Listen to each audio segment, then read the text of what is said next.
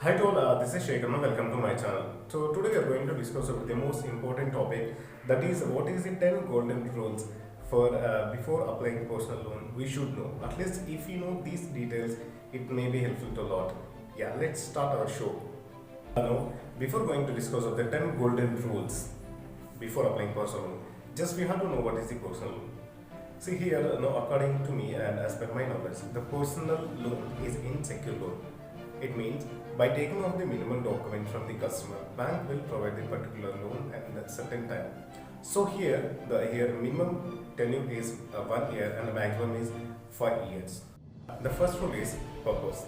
Please make a no purpose. So you're taking a personal loan. Here no purpose means like you're taking for the personal loan like home renovation and furniture and purchasing furniture and gold and vacation.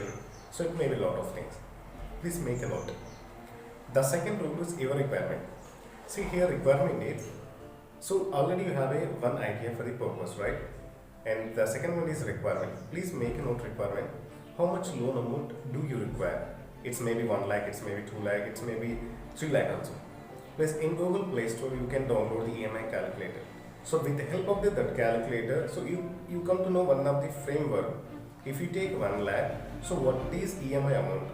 Though here interest rate is you have to take approximately from 11% to 13%. It maybe depends upon the bank, so we can't say exact this much of percentage will get. The third one is the here documentation. Here documentation means as per the requirement. So bank will you one so which documents they require. So based upon that, the customer has to 100% submit the document. Along with, so what you have to do additionally. So here, so already if you have taken any loan, please with along with the document also provide them NOC, no objection certificate. It's maybe lot of things. It 100% help you. The fourth one is, so once you submission the document, you will get an analysis. Here analysis. So again we can divide it into two types. One is approval. So if you get an approval, please ask them how much amount you got. So what is the conditions? If you hear reject, means again we have to check with bank executives. So why it is rejected? Please make a note. These things will help you the next further things and further process. Fifth rule is terms and conditions. Once you get an approval, please talk with executive, the respected bank. So what is the terms and conditions? Here terms and conditions means we have to focus the, if you take a loan after certain period, if you get any amount, we have to discuss with before that. Is there any part payment? Is there any foreclose? Is there any conditions? Is there any chargeable? So all these things we have to discuss with bank executive once we get approved. Please make a note. The sixth rule is duration. So here always try to take a loan the most minimum, and if it is not possible then go with tenure of the maximum. So by taking up the minimum tenure, what happens means here the interest amount will be reduced. The seventh rule is insurance. So by taking off the insurance, it's very useful to you. It is a minimum amount. It depends upon your mind, so we cannot say exact. If it is a maximum amount or no big amount, just talk with your family, because if there isn't happens, then the total loan tenure period, inability to pay EMI or any sudden death, so we can't say exact what happens in future, right? So based upon, if you take insurance means it's better to your family, because if anything happens, it doesn't burden to on your family. The eighth rule is reminder. So here make a note, reminder will always help you to.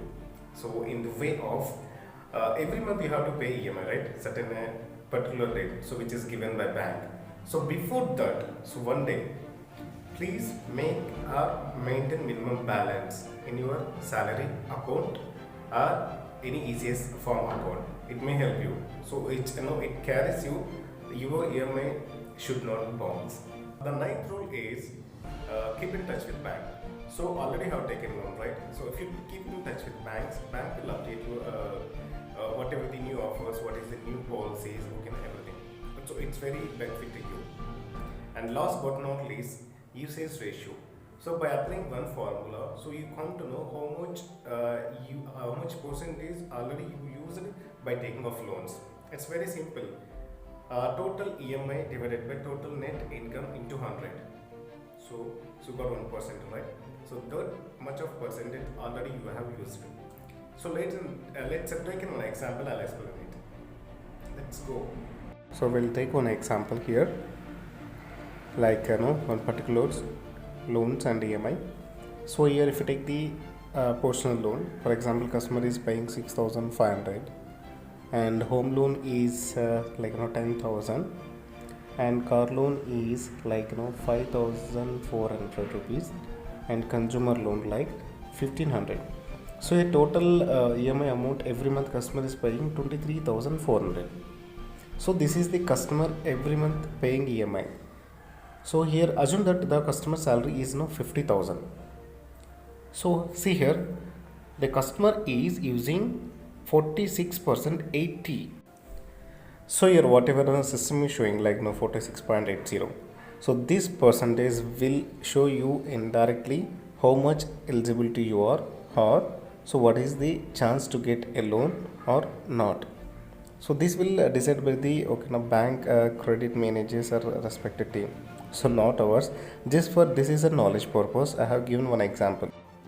Yeah, this is only just already we discussed this is only for your information. So if it is possible, just calculate what's your exactly every month EMS and what's your net salary into 100. Just at least you will get some of a little bit knowledge. How much percentage already you are consumed. Yeah, if you like the explanation, just like and share and subscribe. Thank you. This is Shivashekhar.